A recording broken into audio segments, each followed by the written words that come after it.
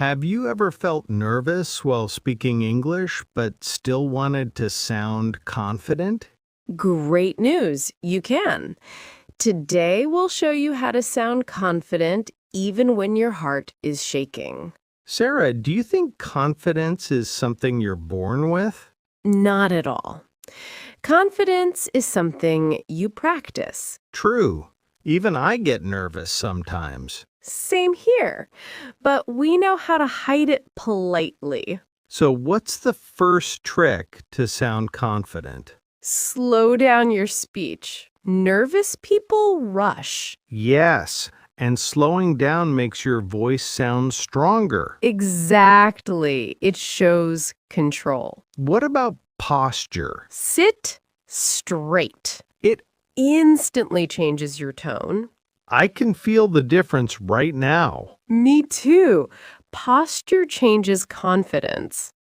What if someone fears making grammar mistakes? Just say, "Give me a moment. Let me explain clearly." That buys time and sounds confident. And it removes pressure. What if your mind goes blank? Use fillers like, let me think, or that's a good question. Sounds natural and professional. Yes, not nervous.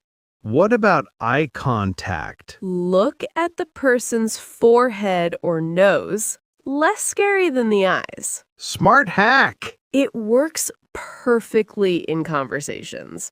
How can someone avoid sounding shaky? Speak from your chest, not your throat. Deep voice equals confident voice. Exactly. What about vocabulary? Use simple words, but deliver them clearly. So confidence is clarity, not big words. Exactly. What if someone corrects you? Just reply, "Thanks, I appreciate that," and continue. That shows confidence, not insecurity. Yes, it shows maturity. What if someone laughs at your English? Say, "I'm still learning, but I'm improving every day." That's a power move. It shows growth mindset. What if you're speaking in a meeting or class? Start with, "Here's what I think." That's a confident entry line. Yes, it sets the tone. What if someone asks a tough question? Answer with, "Let me explain it step by step." That instantly makes you sound in control. And control equals confidence. What about nervous body language? Don't touch your face. Don't tap your feet. Those give away nervousness. Exactly. So what should you do instead? Keep your hands relaxed on the table.